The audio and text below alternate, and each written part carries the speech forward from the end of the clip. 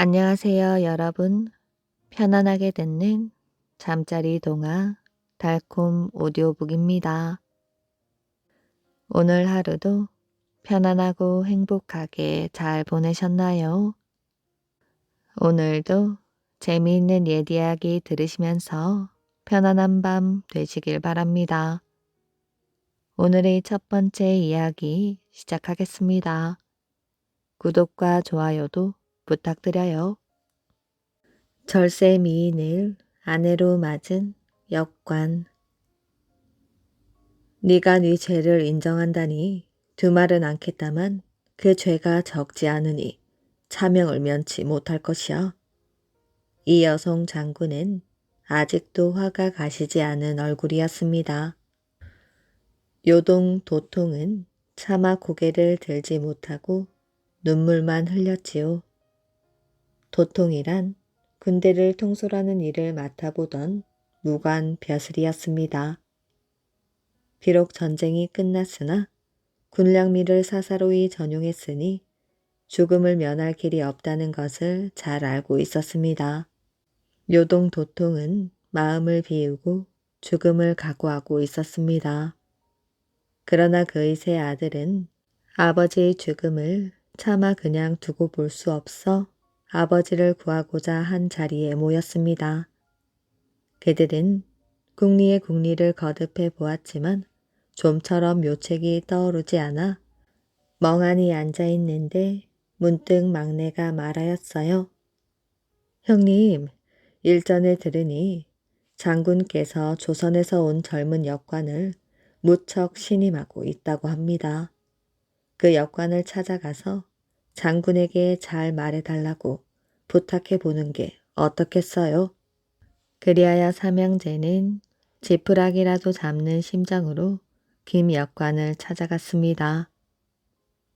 김 역관은 인물도 훤칠한 데다 통역은 물론 여러 방면에서 재주가 뛰어난 젊은이였지요. 이런 김 역관이 마음에 들었던 이 여성은 그를 자주 부르며 친히 대하더니 명나라에 돌아올 때 데리고 왔습니다. 김 역관은 요동 도통의 아들 삼형제가 다짜고짜 자신에게 매달리자 난처하였지요. 그러나 아버지를 살리고자 애쓰는 아들들을 보니 고향에 계신 부모님 생각이나 측은한 마음이 들었습니다.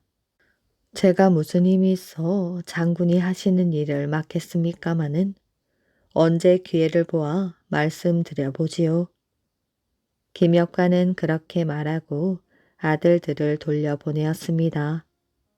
며칠 후 그는 이호성 장군을 찾아뵌 자리에서 요동 도통의 사정 이야기를 하며 그의 죄를 용서해 줄 것을 부탁하였습니다. 이 여성은 김역관이 자신에게 처음 부탁하는 것이라 쉽게 거절하지 못하고 마침내 승낙하였지요. 아버지가 무사히 풀려나자 그의 아들 삼형제는 금은 보화를 챙겨 들고 김역관을 찾아갔습니다.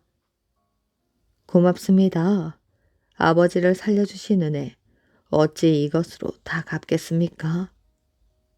아닙니다. 이렇게 된 것은 당신들의 효성이 지극하기 때문입니다.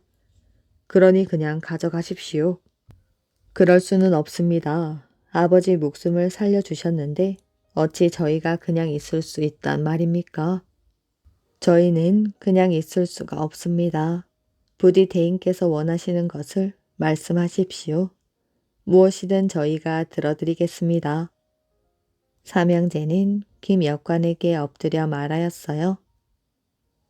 고참, 정 그러하다면 내 소원이 천하에 제일 가는 미인을 보는 것이니 그 소원을 들어주시겠소?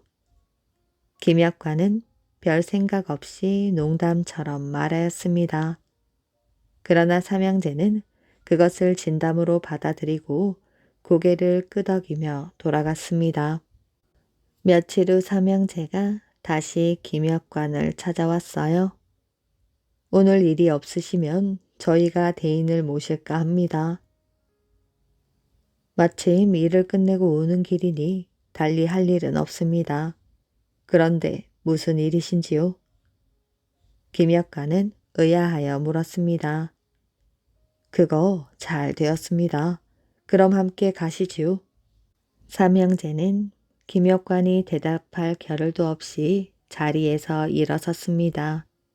김역관은 삼형제의 손에 이끌리다시피 그들의 집으로 함께 갔지요. 삼형제의 집은 화려하고 으리으리하였습니다. 그들은 그 집에서 가장 큰 방으로 김역관을 모셨지요. 잠시만 기다려 주십시오. 삼형제들이 나간 뒤 화려한 옷차림의 미인들이 주안상을 들고 들어왔습니다. 김역관은 어안이 벙벙해졌지요. 미인들은 김역관 곁에 앉아 안마도 해주고 술도 따라주며 시중을 들었어요. 그러나 김역관은 차마 술잔도 들지 못하고 있다가 자리에서 일어섰지요. 내 이러다가 잘못하여 실수하면 큰일이지. 김역관은 그만 이곳을 떠나야겠다고 마음을 굳혔습니다. 김역관이 방을 나가려는데 삼형제가 다시 들어왔지요. 아니, 어디를 가십니까? 예, 이만 가볼까요? 아니 될 말씀입니다. 천하제일의 미녀를 보셔야지요. 이제 곧 올 것이니 자리에 앉으시지요. 삼형제는 김역관의 팔을 이끌고 자리에 앉혔어요. 이윽고 문이 열리더니 조금 전보다 훨씬 더 아름다운 미인이 들어왔습니다. 김역관의 눈이 휘둥그레졌지요. 그 여인은 정령 천하절색이었습니다. 저 여인이 진정 사람이란 말인가? 한 차례 연애가 끝난 뒤 삼형제는 다른 여인들을 모두 물러가게 하고 그 여인만 남도록 하였습니다. 이 여인이야말로 천하절색이지요. 부디 이 여인과 좋은 인연을 맺으십시오. 삼형제는 공손히 말하고는 자리에서 일어섰습니다. 아니, 아닙니다. 전 미인을 한번 보고자 했지. 그런 뜻이 아니었습니다. 김역관은 당황하여 삼형제를 잡으며 말하였어요. 거절하지 마십시오. 저희가 이 여인을 모시고 오는데도 적지 않은 비용과 노력이 들었습니다. 이 여인은 운남국의 공주이십니다. 일전에 운남국의 원수를 저희가 갚아준 적이 있어 이렇게 귀하신 분을 어렵게나마 모시고 올 수 있었습니다. 공주께서도 이곳까지 오시기 쉽지 않았을 것입니다. 만약 선생님께서 이렇게 가신다면 오히려 공주를 욕보이는 것이 되며 저희 또한 운남국의 얼굴을 들 수 없게 됩니다. 앞으로 이런 미인을 보는 것은 물론이요. 얻기는 더욱 힘들 것이옵니다. 부디 오늘의 인연을 소중히 여기시고 받아주십시오. 김역관은 살며시 운남국의 공주를 바라보았습니다. 삼형제의 말이 아니더라도 지금 이대로 간다면 평생 후회할 것 같았지요. 결국 김역관은 운남국의 공주와 함께 하였습니다. 다음날 아침 식사를 하는 자리에서 삼형제 중 맏아들이 김역관에게 말하였어요. 이참에 공주와 백년 가약을 맺으시는 것이 어떻겠습니까? 말씀은 감사하오나 국법이 지엄한지라 남의 공주를 함부로 아내로 맞이할 수는 없습니다. 저로서도 안타까울 뿐입니다. 김역관은 허심탄회하게 말하였지만 속으로는 정녕 안타까웠습니다. 나중에 조선으로 돌아간다 해도 운남국의 공주를 잊지 못할 것 같았지요. 그도 그렇군요. 그렇다면 어차피 선생님께서는 이곳에 자주 드나들 것이니 아예 이곳에 집을 마련해 공주를 지내게 하시고 이곳에 올 때마다 함께 지내시면 어떻겠습니까? 집은 저희가 마련해 드리지요. 김역관은 삼형제의 제의를 흔쾌히 받아들였습니다. 그 후 김역관은 조선과 명나라를 자주 오가며 명에 머물 때에는 운남국의 공주와 함께 지냈지요. 그리고 조선에서는 아예 부인을 두지 않았습니다. 세월이 흐르고 김역관과 운남국 공주 사이에 많은 자식이 생겨나게 되었고 김역관은 명나라에 귀화하여 행복한 삶을 꾸렸습니다. 양반집 교수와 머슴의 아들. 옛날 한 마을에 권세가 대단한 양반집이 있었는데 그 집에 주총각이라는 머슴이 있었습니다.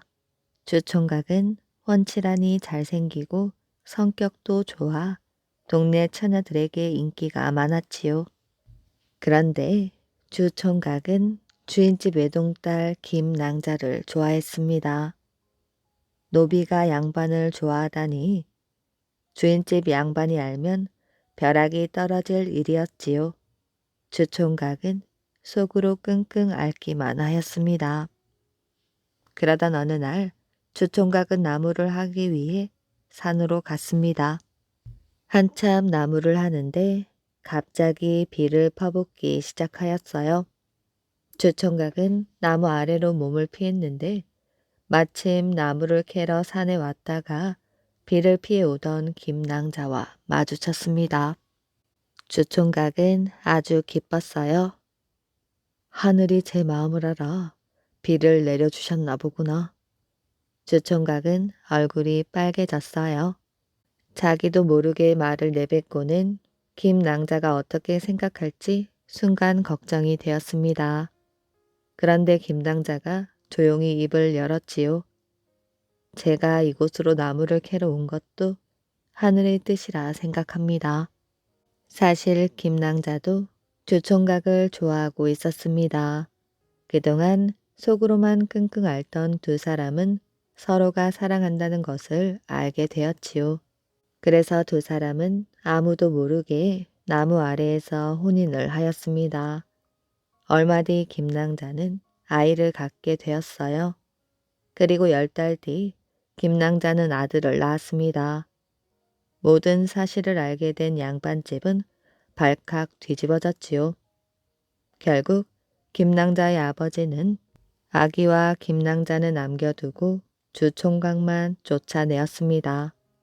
쫓겨난 주총각은 김낭자의 집이 보이는 산 속에서 초가집을 짓고 숨어 살았지요. 멀리서나마 아내와 자식을 보았습니다. 세월이 흘러 아들은 무럭무럭 자라서 청년이 되었어요. 아들은 어찌나 똑똑한지 16살이 되자 장원급제를 하였습니다. 그러나 벼슬 자리에 오르지는 못했어요. 아버지가 머슴이었기 때문입니다. 그래도 아들은 아버지를 부끄러워하지 않았지요. 어머니와 함께 아버지를 몹시 그리워할 뿐이었습니다. 그러나 주총각은 괴로웠어요. 자신 때문에 아들이 벼슬자리에 못 오르니 말이지요. 주총각은 아들에게 무엇이든 해주고 싶었습니다. 그래서 개울에 다리를 짓기 시작하였지요. 아들이 한양을 오갈 때 편히 다니라고 말입니다. 밤마다 남몰래 돌을 쌓은 지 1년이 지난 어느 날 드디어 다리가 완성되었습니다. 마을 사람들은 돌다리가 하늘에서 뚝 떨어진 것 같아 신기할 뿐이었지요. 그뿐만이 아니었습니다. 다리가 완성된 날 아들이 정승으로 임명이 되었습니다. 그동안 낮은 벼슬 자리에도 오르지 못했는데 정승이라니요. 알고 보니 그동안 아들을 눈여겨본 임금이 더 이상의 인재는 없다며 최고의 벼슬을 내렸답니다. 정승이 된 아들은 고향으로 향했습니다. 소식을 들은 마을 사람들은 아들을 환영하기 위하여 다리로 몰려 나왔습니다. 주총각은 사람들에게 들키세라 다리 아래 몸을 숨기고 아들을 기다렸지요. 잠시 뒤 아들이 다리 위의 모습을 나타내자 주총각은 너무나 기뻐 눈물을 흘렸습니다. 잘 자라주어 고맙구나. 다리를 건너는 아들의 귀에 흐느낌 소리가 들려왔어요. 이상한 생각에 다리 아래를 봤지요. 그랬더니 다리 아래에서 웬 노인이 울고 있었답니다. 아들은 훌쩍 내려가 노인에게 다가갔지요. 무슨 이유로 다리 밑에서 이리 울고 있는 겐가? 마을 사람들이 그 광경을 보더니 수근거리기 시작했습니다. 그리고 한 사람이 나서서 말하였어요. 이분이 바로 주총각입니다. 도련님의 아버님이시지요.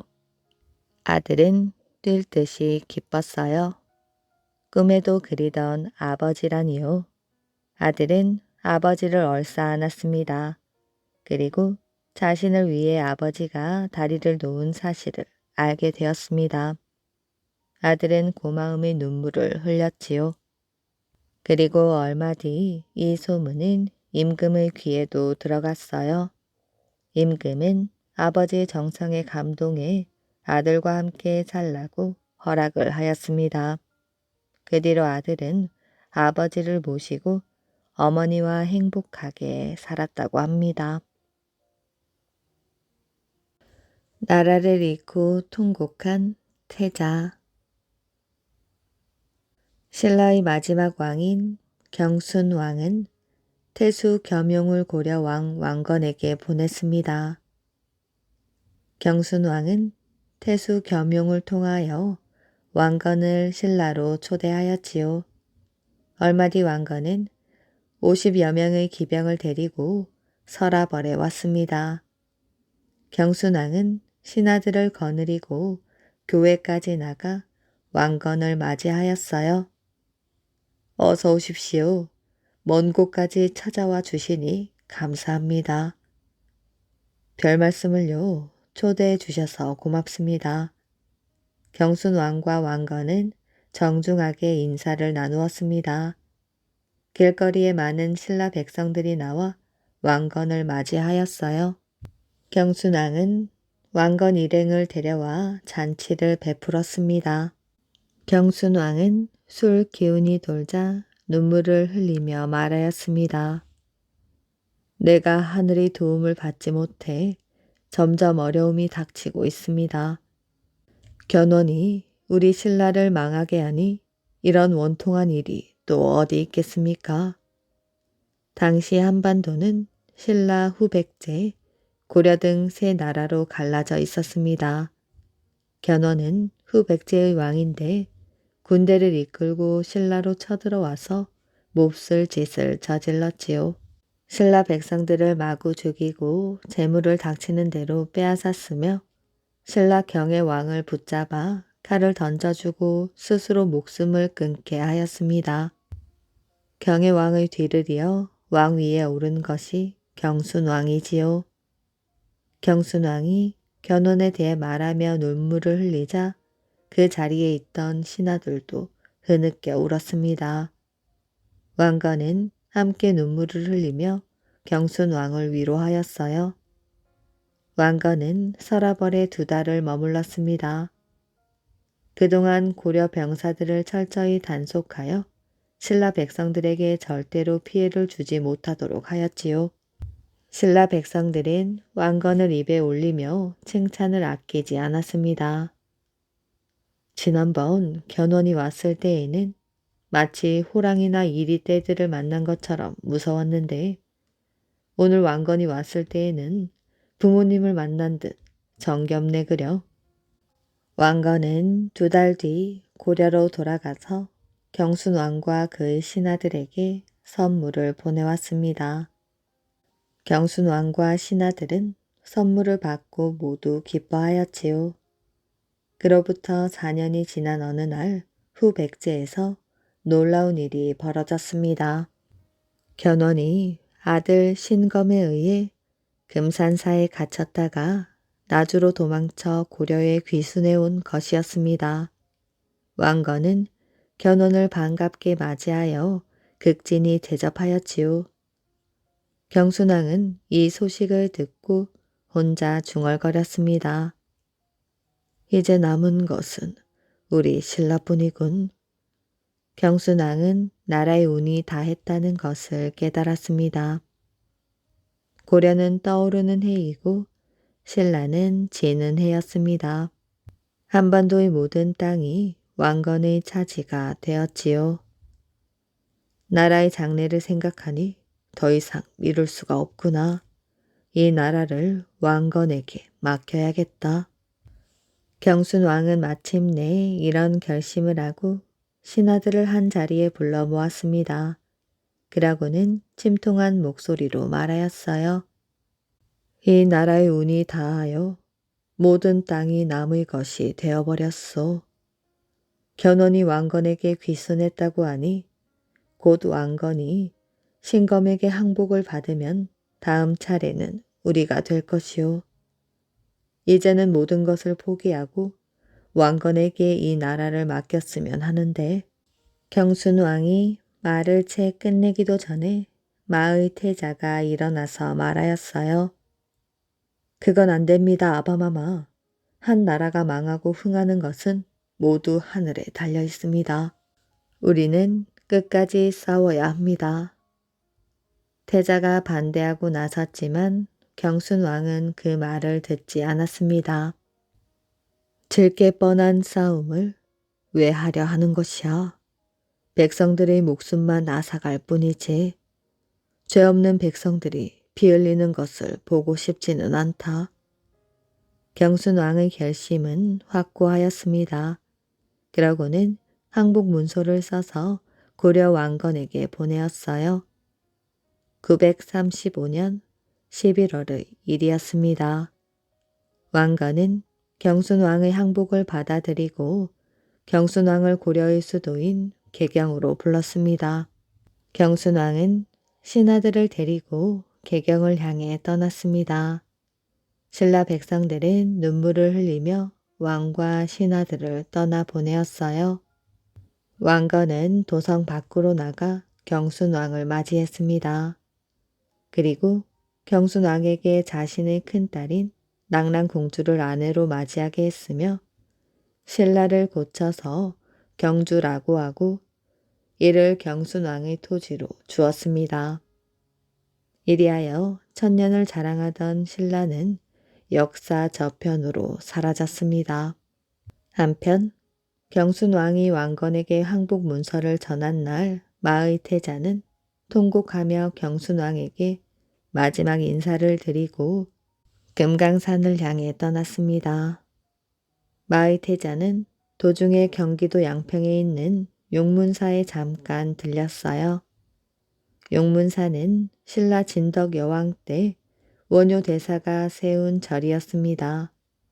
마의 태자는 그 절을 떠나며 마당에 은행나무를 심었지요. 이 은행나무는 지금도 그 자리에 크고 우람한 모습을 자랑하며 당당하게 서 있답니다.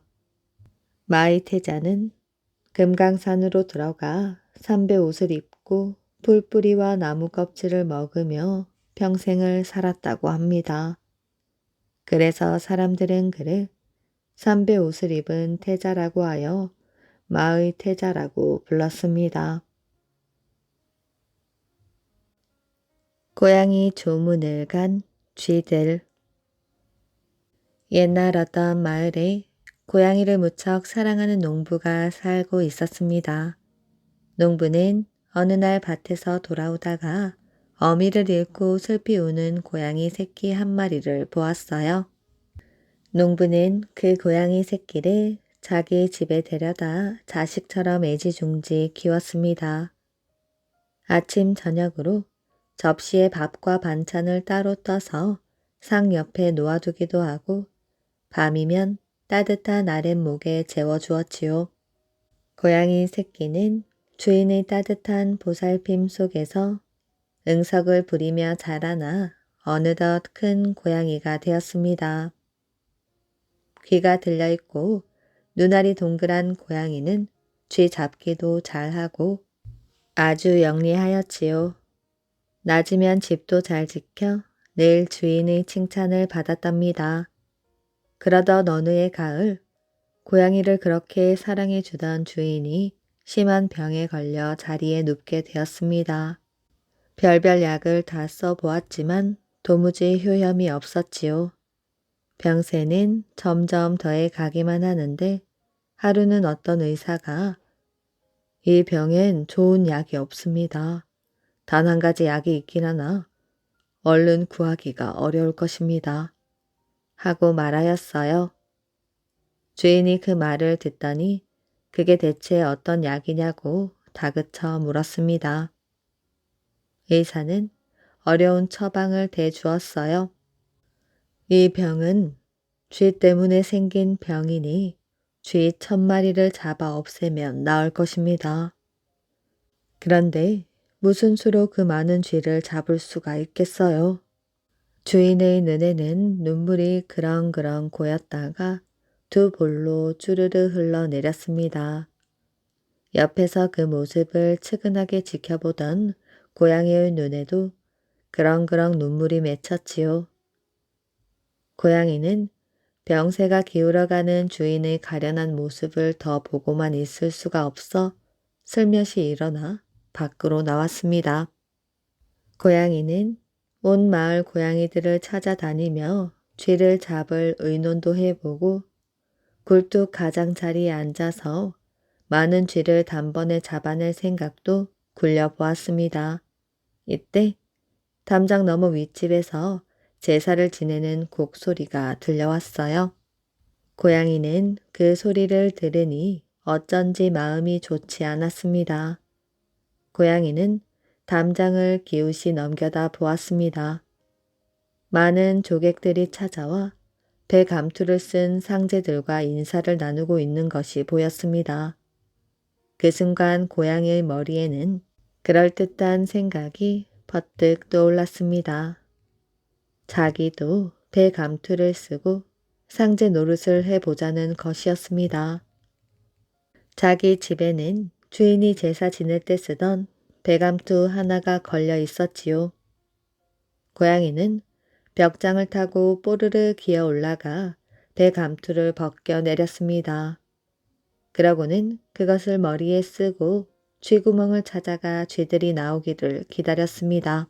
한참 있으니 쥐 한 놈이 구멍에서 대가리를 내밀다가 고양이를 보고 깜짝 놀라 다시 구멍 속에 기어들려고 하였습니다. 그러자 고양이가 그 놈을 보고 꾸짖어 댔습니다. 요놈, 내 아무리 도적질을 일삼는 놈이기로 그렇게 예절마저 잊어먹었단 말이야. 내 요즘 부모를 여의어 상을 치르고 있는데 한 놈도 나와 조문을 하지 않으니 그런 못된 버릇이 어디 있느냐? 두고 보거라. 내가 친구들을 수십 명 불러다가 예절도 모르는 니놈들의 씨를 말리고 말 것이야. 고양이가 노한 소리로 쥐에게 으름장을 놓았습니다. 쥐는 그 소리를 듣고 겁이 나 구멍 속에 들어가 여러 쥐들을 모아놓고 의논을 하였지요.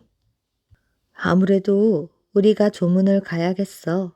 그렇지 않다간 더 큰 화를 당할지 몰라. 조상이 약하야지. 제 아무리 악한 놈이기로 조문을 갔는데 설마 해치기야 하겠니? 그럼 내가 먼저 나가 조문을 하며 거동을 살펴보고 올 것이야. 늙은 쥐 한 마리가 굴 밖으로 기어나갔습니다. 늙은 쥐는 아이고 아이고 하며 곡을 하는 고양이 앞에 넙죽 엎드려 절을 하고 나서 우리가 무식해서 어른께서 상 당하신 것도 모르고 제때 조문을 못했사오니 널리 용서해 주시기 바랍니다. 하고 손이 발이 되도록 빌었습니다. 고양이는 쥐를 잡아먹는 대신에 조문을 받고 대단히 고맙다며 그놈을 칭찬해 돌려보냈습니다. 그제야 쥐들은 안심하고 한두 놈씩 차례로 나와서 조문을 하였지요. 고양이는 그때마다 좋은 얼굴로 인사를 받더니 이렇게 말하였습니다. 모두 조문을 해줘서 고맙습니다. 그런데 여러분은 수가 많고 나는 혼자이니 일일이 답례하기가 힘들구만요. 실례의 말씀인지는 모르겠으나 여러분이 모두 한꺼번에 나와 조문을 해주셨으면 고맙겠습니다. 그러면서 고양이는 아무 날 아무 때에 넓은 마당에서 기다리겠다고 했습니다. 여러 쥐들은 그것이 편하고 좋을 것 같아 그렇게 하기로 약속을 하였습니다. 고양이와 약속한 쥐들은 곧 온 동네 쥐들과 들쥐, 산 쥐들한테까지 일일이 통문을 띄워 약속한 날짜의 넓은 마당 앞에 모이기로 하였습니다. 드디어 약속한 날이 돌아왔어요. 고양이가 배 감투를 쓰고 서 있는 마당 앞으로 쥐떼들이 까맣게 모여들기 시작하였습니다. 이때 고양이는 미리 친구 고양이 수십 마리를 불러다가 보이지 않는 곳에 숨겨두고 쥐들이 다 모인 다음에 족치게 하였습니다. 배 감투를 쓴 고양이는 쥐들의 조문을 받으려고 그들 한 가운데로 걸어나가 곡소리를 울렸습니다. 그러자 숨어있던 친구 고양이들이 일시에 달려들어 온 쥐들을 한 놈도 남김없이 모조리 물어 젖혔습니다. 마당 앞에는 죽어 널브러진 쥐들이 산 더미를 이루었지요.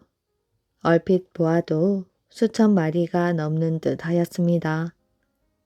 고양이는 그것을 흐뭇하게 바라보며 집 안에 들어가 주인집 아주머니의 치맛 자락을 잡아당겼습니다. 주인집 아주머니가 이상하게 생각하고 밖에 나가 보았더니 죽어 널브러진 쥐들이 수천 마리가 되었습니다. 주인집 아주머니는 너무 기뻐 이 이상한 일을 곧 주인에게 알렸습니다. 도저히 나을 가망이 없다던 주인은 그 소식을 듣고 씻은 듯 병이 나아 자리를 털고 일어나서 다시 일손을 잡게 되었습니다. 동네 사람들은 영리한 꾀로 주인의 은혜를 갚은 고양이를 모두 칭찬하였지요. 초상집에서 똥을 싼 바보. 옛날 어느 마을에 바보 총각이 살았습니다. 하루는 총각 아버지가 병이 나서 알아 누웠는데 이웃 마을 사는 친구 집에 초상이 났다는 소식이 왔습니다. 친구의 부인이 죽은 것이지요. 소식을 들은 총각 아버지가 문상을 가려고 했는데 몸이 아파서 꼼짝을 할 수가 없었지요. 이거 내가 가서 슬픈 일을 당한 친구를 위로해야 하는데 어쩌면 좋을꼬? 총각 아버지는 걱정이 되었지요. 바보 아들이라 혹시 초상집에서 실수라도 할까봐 선뜻 보내지도 못하였습니다. 그때 옆집 사는 김서방이 찾아왔어요. 제가 이웃 마을에 문상을 가는데 같이 안 가시렵니까? 김서방의 말을 들은 총각 아버지는 옳거니 하였지요. 그러고는 아들을 불렀습니다. 얘야, 김서방을 따라 이웃 마을에 문상을 좀 다녀오너라. 너는 그저 김서방 하는 대로 따라만 하면 된다. 예, 걱정 마셔요. 총각은 자신 있다는 듯 말하였어요. 그러고는 속으로 다짐을 하였지요. 김서방을 따라하는 정도로는 부족해. 뭐든 김서방보다 잘해야겠다. 그래서 바보 총각이 김서방을 따라 이웃 마을로 문상을 가게 되었습니다. 이웃 마을로 가려고 개울을 건널 때였어요. 앞장서서 징검다리를 건너던 김서방이 그만 발을 헛디뎌서 첨벙하고 한쪽 발을 물에 빠뜨렸지 뭐예요. 그 모습을 본 바보 총각은 생각을 하였습니다. 김서방이 발을 적셨으니 나는 양쪽 다리를 다 적셔야지. 총각은 아예 개울로 뛰어들었어요. 개울을 건넌 바보 총각은 김서방을 따라 계속 이웃 마을로 향하였습니다. 한참 길을 가는데 이번에는 김서방이 그만 뛰어놀던 강아지 꼬리를 밟았지요.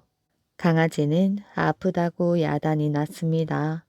그 모습을 본 바보 총각은 또 생각하였지요. 김서방이 강아지 꼬리를 밟았으니 나는 아예 걷어차야겠구나. 총각은 발길질을 하며 강아지에게 다가갔지요.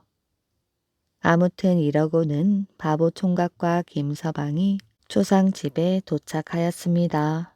초상집에 들어가는데 앞서가던 김서방이 잘못하여 문 기둥에 머리를 들이받지 뭐예요. 저건 따라하려면 꽤나 아프겠는데 그래도 김서방보다 더 잘해야지. 총각은 이렇게 생각하고는 힘껏 문 기둥에 박치기를 하였습니다. 어찌나 힘껏 들이받았던지 이마에 혹이 나왔지요. 문 기둥에 일부러 박치기를 하니 그 꼴이 얼마나 웃겼겠어요. 하지만 초상난 집에서는 웃을 수는 없었습니다. 그러니 초상집에 모인 사람들은 터져 나오는 웃음을 참느라고 애를 썼지요. 김서방도 웃음을 참고는 상주에게 절을 하였습니다. 그런데 입으로 나오는 웃음을 참느라 그랬는지 김서방이 뽕 하고 방귀를 뀌었지요. 저걸 따라하려면 힘 좀 줘야겠는데 그래도 김서방보다 더 크게 뀌어야지. 총각은 이렇게 생각하고는 상주에게 절을 하며 방귀를 뀌려고 힘을 주었습니다. 그런데 방귀라는 것이 뀌고 싶다고 나오는 것이겠어요? 그러니 총각은 어떻게든 방귀를 뀌려고 아주 끙끙 힘을 주었지요. 어찌나 힘을 주었던지 그만 뿌직하고 방귀 대신 똥이 나왔습니다. 온 초상집에 구린내가 퍼졌지요. 하지만 초상집에서 냄새 난다고 나갈 수는 없었습니다. 초상집에 모인 사람들은 구린내를 참느라 코를 감싸쥐고는 진땀을 빼었지요. 이렇게 한바탕 냄새를 피우고 문상을 끝낸 바보 총각은 김서방을 따라 다시 마을로 돌아왔습니다. 집으로 들어서니 기다리던 아버지가 바보 총각에게 물었지요. 애야, 문상은 잘하고 왔느냐? 바보 총각은 아주 뽐내듯이 대답하였습니다. 예, 아버지, 제가 김서방보다 훨씬 잘하고 왔습니다. 진짜 주인과 가짜 주인. 옛날 어느 마을에 김 부자가 살았습니다. 김 부자와 그의 머슴인 돌쇠 사이에는 굳은 약조가 맺어져 있었습니다. 10년 동안을 기한으로 품삯을 한꺼번에 주고받기로 말이지요. 그러나 10년하고도 2해가 지났어도 돌쇠는 동전 한 입도 받지 못하였습니다. 김 부자가 요리조리 핑계를 대며 미루어 왔기 때문입니다. 돌쇠는 남 모르는 꿈이 있었습니다.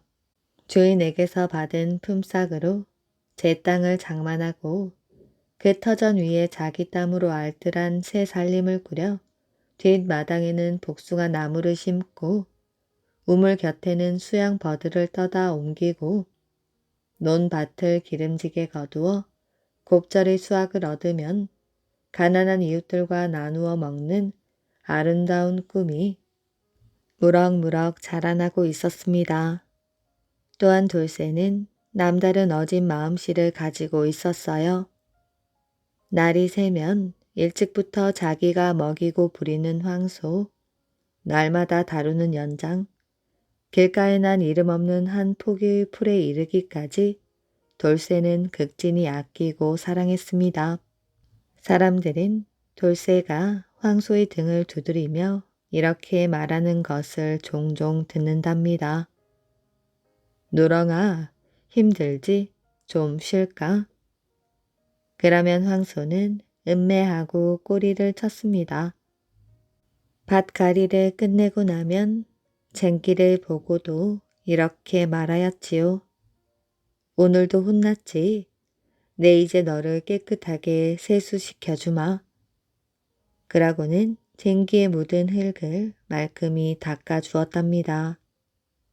돌쇠는 이 집의 낫과 호미, 도리깨와 달구지도 이와 같이 소중히 다루고 알뜰히 거두어 주었습니다. 돌쇠는 뒤울 안에 서 있는 백약나무와도 여간 다정한 사이가 아니었지요. 백약나무는 돌쇠가 이 집에 처음으로 들어오던 해에 제 손으로 직접 떠다 심은 것이었습니다. 아침 저녁으로 물을 주어 이제는 아름드리 나무로 자라났습니다. 기쁜 일이 생기거나 슬픈 일이 생기면 돌쇠는 뒤을 안으로 찾아가 백약나무와 의논을 하였지요. 그러면 백약나무도 가지를 흔들며 돌쇠에게 힘을 돋아주곤 했답니다. 김 부자는 이웃 사람들을 만나면 곧잘 이런 소리를 하곤 하였지요. 우리 돌쇠는 나무랄 데 없는 일꾼이지요. 팔도 강산을 다 돌아다녀도 아마 우리 돌쇠 같은 일꾼을 얻기는 힘들 겁니다. 올해에는 꼭 장가를 드리고 한 미천 단단히 떼어줄 작정이지요. 보나마나 돌쇠가 들으라고 하는 소리였습니다. 돌쇠더러 더 많은 땀을 흘리라는 수작이었지요. 김 부자의 가슴 속에는 애타는 걱정이 하나 있었습니다. 그것은 돌쇠에게 약속한 품삯을 물어주기가 아까웠던 것입니다. 돌쇠가 들어온 다음부터 재산이 부쩍부쩍 늘어 엄청난 부자가 되었지만 김 부자는 이 재산 가운데서 돌쇠 몫을 떼어주기가 끔찍이 아까웠던 것이지요. 마침내 김 부자는 꾀를 꾸며내었습니다. 어느 날 한밤중 부자는 자리를 걷어차고 일어나며 도둑이야! 하고 소리를 쳤습니다. 김 부자네 집안은 발칵 뒤집혔지요. 김 부자는 괴짝을 열어 젖히고 자, 다들 똑똑히 보거라. 이 속에 들어있던 금덩이가 감쪽같이 없어졌단 말이야. 하고 발을 탕탕 구르며 여보, 무얼 꾸물거리고 있어? 빨리 가서 점쟁이를 불러오시오. 하고 소리쳤습니다. 김 부자의 부인이 나간 지 얼마 안 되어 점쟁이가 불려왔습니다. 산통을 흔들어 대며 웅얼대던 점쟁이는 무릎을 탁 치며 말하였어요. 알아냈습니다. 알아냈어요. 그러고는 김 부자의 귀에 대고 뭐라 수근거렸습니다. 점쟁이 귓속말을 들으며 연방 고개를 끄덕거리던 김 부자는 그래, 틀림 없나? 하고 다짐을 하였습니다. 틀림이 있다니요. 바로 그 녀석 이래도요. 능창스러운 점쟁이가 말하였어요. 믿는 도끼에 발등 찍힌다고 세상에 어떻게 이럴 수가 있나. 내가 그렇게 믿던 돌쇠란 놈이 내 금덩이를 훔쳤다니. 어디 혼 좀 나봐라. 김 부자는 점쟁이와 함께 덤벼들어 돌쇠를 내리패기 시작하였습니다. 저는 아닙니다. 당장 벼락을 맞는데도 그런 일이 없습니다. 너무도 원통하여 돌쇠는 주먹을 부르쥐고 대들었습니다. 그럼 그 점쟁이의 점괘가 들린단 말이야. 이렇게 김 부자는 몽둥이를 내둘렀습니다. 게다가 점쟁이 녀석까지 덩달아 매질을 하는 것이었습니다. 한동안 돌쇠를 두들겨 패던 김 부자는 갑자기 몽둥이를 놓고 목소리를 낮추더니 고분고분 타이르듯 이렇게 말했습니다. 오늘 밤 네 소행을 생각하면 목을 잘라도 시원치 않다. 그러나 네 처지가 가엾고 불쌍하여 크게 마음 먹고 너에게 두 갈래 살 길을 열어줄 것이야. 당장 금덩이를 내놓을 것이냐? 그 금덩이 값어치만큼 3, 4년 더 머슴을 살 것이냐? 이건 정말 날벼락이었어요. 멀쩡한 사람 보고 금덩이를 훔쳤다고 하더니 지금까지 밀린 품삯을 이렇게 맹랑하게 때우고 앞으로 더 공짜 일을 하라니요. 돌쇠는 눈에서 불이 일었습니다. 지금까지 가슴 속에 맺혀있던 분하고 억울한 심정을 더는 참을 수가 없었습니다. 돌쇠는 세상을 쳐부술 듯한 기세로 주먹을 들어 쾅 하고 땅을 내리쳤습니다. 그러자 이 집안에서는 뜻밖의 일이 벌어졌습니다. 갑자기 회오리 바람이 일더니 번개가 번쩍거리며 천둥 소리가 땅을 뒤흔들었습니다. 쩌르릉 대들보가 울고 움찔움찔하며 집 기둥이 흔들렸습니다. 곳간 문이 열어젖히며 벼섬들이 와르르 쏟아져 나왔습니다.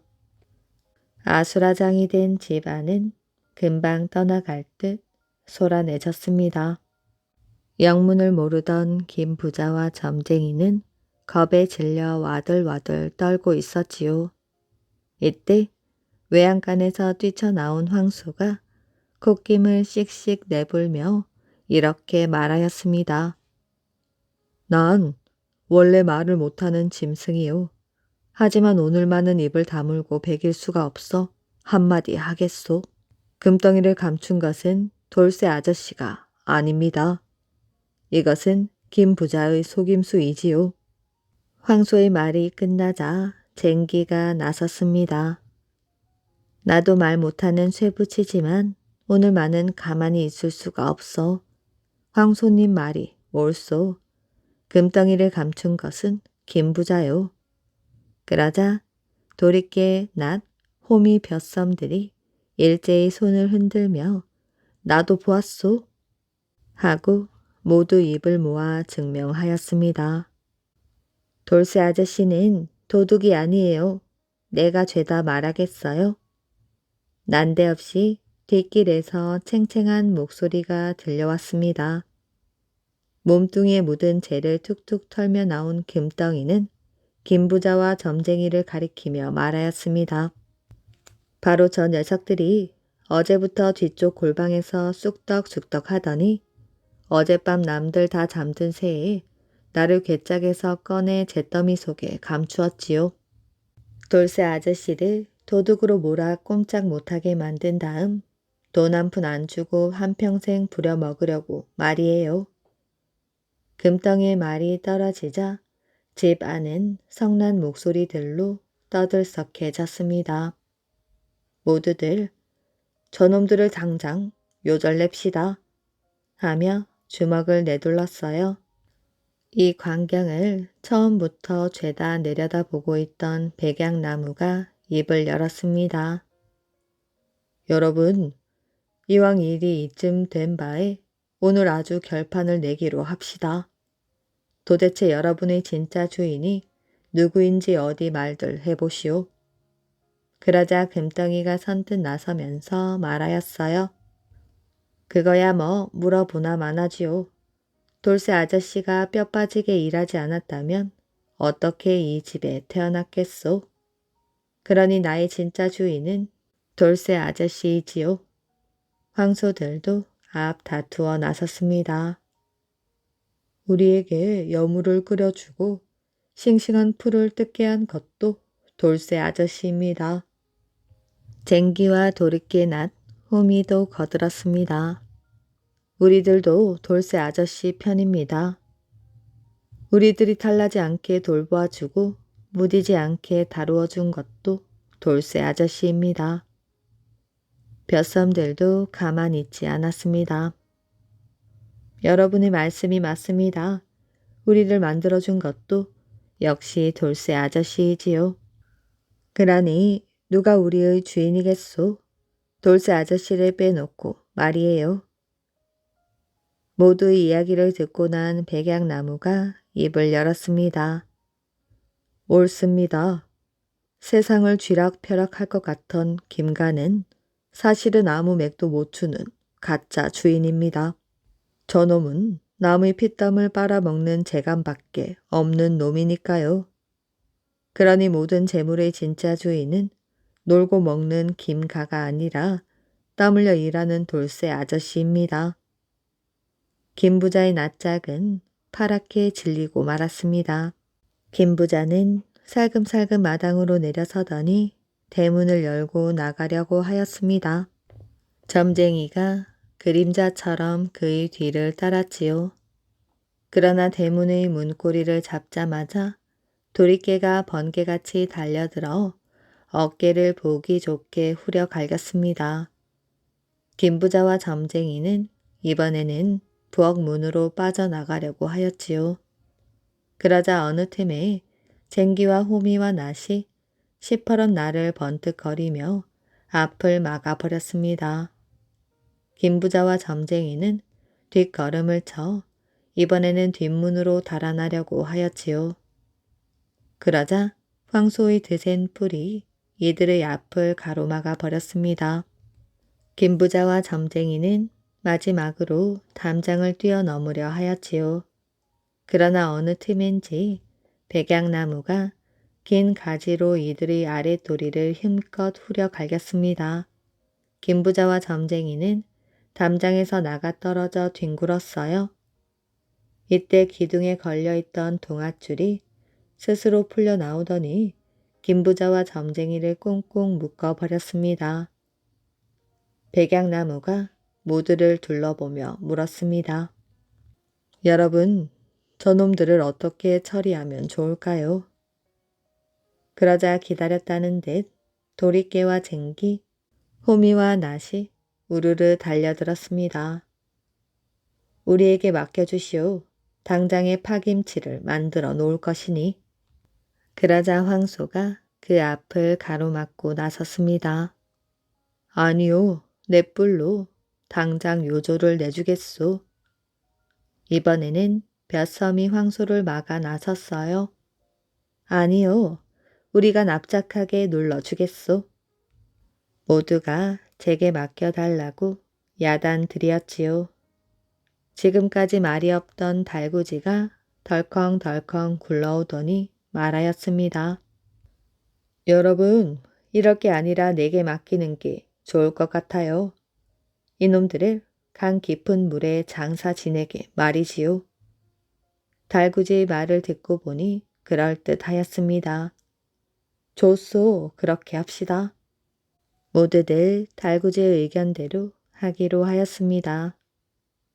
이왕이면 물고기들에게 선심을 쓰는 것도 나쁘지 않다고 생각했기 때문이지요. 김부자와 점쟁이는 달구지에 실려 이 집을 떠났습니다. 잠시 뒤 강 쪽에서 첨벙하는 소리가 들려왔어요. 보나마나 김부자와 점쟁이를 집어 던지는 소리였지요. 그날부터 돌쇠는 이 집의 버젓한 주인이 되었습니다. 자기의 손때가 묻어있고 귀중한 땀이 스며있는 모든 재물의 진짜 주인이 된 것입니다. 돌쇠를 구해준 이 집의 말 못하는 식구들도 더 부지런히 신바람이 나서 일해 주었습니다. 그러나 돌쇠는 김부자네 재산 가운데 자기 품삯만큼만 차지하고 나머지는 가난한 마을 사람들에게 골고루 나누어 주었습니다. 머슴살이를 하며 꾸어오던 꿈은 이렇게 이루어졌답니다. 호랑이를 잡은 말도둑. 옛날 어느 고을의 여인들이 동네에서 가장 큰 옥인의 집들에 모여 배를 짜며 재미나는 이야기꽃을 피우고 있었습니다.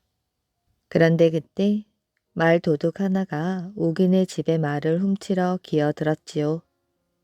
또 때를 같이하여 고을 뒷산에서 사는 황소만한 호랑이도 먹이를 찾아 마을로 어슬렁어슬렁 내려와 이 집 주위에서 어물거리고 있었습니다. 마을 도둑과 호랑이는 빨리 여인들이 흩어지기를 바랐으나 그들은 밝은 달과 함께 밤을 새우려는 듯 일손을 멈출 줄 몰랐지요. 이렇게 되자 말 도둑은 등이 달았고 호랑이는 군침을 삼키면서 안절부절 못하였습니다. 그때 개었던 하늘이 갑자기 흐려지더니 큰 소리가 났습니다. 소나기가 올 것 같아요. 어서 돌아들 갑시다. 여인들은 흩어져 가기 시작하였습니다. 이것을 본 호랑이는 아니 이상한데 내가 와도 꼼짝을 안 하더니 소낙비가 온다니 다 도망치는구나. 아마도 소낙비란 놈이 나보다 더 무서운 게 틀림없어. 하고 중얼거리며 마구간에 들어가 숨어 있었습니다. 호랑이는 소낙비가 무서워 말 모양으로 쭈그리고 엎드려 있었지요. 이때 마구간으로 말도둑이 살금살금 기어들어와 손 더듬으로 살찐 말을 고르기 시작하였습니다. 그런데 고른다고 고른 것이 그만 호랑이였지요. 말도둑은 호랑이 등에 올라타자 냅다 몰아댔습니다. 아이쿠, 소낙비란 놈이 벌써 내 등에 엎였구나. 이제 영락없이 죽었구나. 호랑이는 마구간 문을 걷어차고 냅다 뛰기 시작하였지요. 그러자 도둑놈은 도둑놈대로 이놈의 말 잘도 뛰는구나. 오늘 밤은 운수가 좋은걸 하며 호랑이의 배를 힘껏 걷어찼습니다.